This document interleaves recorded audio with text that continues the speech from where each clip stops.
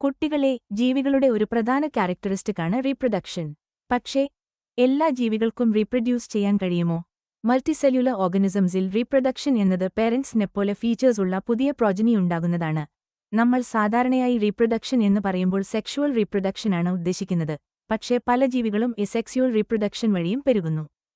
Fungi ലക്ഷക്കണക്കിന് spores ഉൽപ്പാദിപ്പിക്കുന്നു. യീസ്റ്റിലും ഹൈഡ്രയിലും budding എന്ന രീതിയിലാണ് പുതിയ ഓർഗനിസംസ് ഉണ്ടാകുന്നത്. പ്ലേനാരിയ എന്ന ഫ്ലാറ്റ്വർമിൽ റീജനറേഷൻ കാണാം. ഒരു ഭാഗം വേർപെട്ടാലും അത് പുതിയ ഓർഗനിസമായി മാറും. ഫിലമെന്റസ് ആൽഗി, മോസ് പ്രോട്ടനീമ, ചില ഫംഗി എന്നിവ ഫ്രാഗ്മെന്റേഷൻ വഴി പെരുകുന്നു. യൂണിസെല്ലുലർ ഓർഗനിസംസായ ബാക്ടീരിയ, അമീബ എന്നിവയിൽ ഗ്രോത്തും റീപ്രൊഡക്ഷനും ഏകദേശം ഒരേ കാര്യമാണ്. ഒരു സെൽ രണ്ടാകുന്നു, 2-4 ആകുന്നു. ഇവിടെ ഗ്രോത്ത് എന്നത് സെൽ നമ്പർ വർദ്ധിക്കുന്നതാണ്. എന്നാൽ ഒരു വലിയ പ്രശ്നമുണ്ട്. മ്യൂൾകൾക്കും സ്റ്റെറൈൽ വർക്കർ ബീസിനും റീപ്രൊഡ്യൂസ് ചെയ്യാൻ കഴിയില്ല.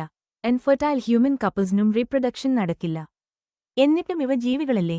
അതുകൊണ്ട് റീപ്രൊഡക്ഷൻ ജീവികളുടെ ഒരു ക്യാരക്ടറിസ്റ്റിക് ആണെങ്കിലും ജീവനെ നിർവചിക്കുന്ന ഡിഫൈനിംഗ് ക്യാരക്ടറിസ്റ്റിക് അല്ല. പക്ഷേ ഒരു നോൺ ലിവിംഗ് ഓബ്ജക്റ്റിനും സ്വയം റീപ്രൊഡ്യൂസ് ചെയ്യാനോ റെപ്ലിക്കേറ്റ് ചെയ്യാനോ കഴിയില്ല. അപ്പോൾ ജീവനെ യഥാർത്ഥത്തിൽ നിർവചിക്കുന്ന ക്യാരക്ടറിസ്റ്റിക് ഏതാണ്?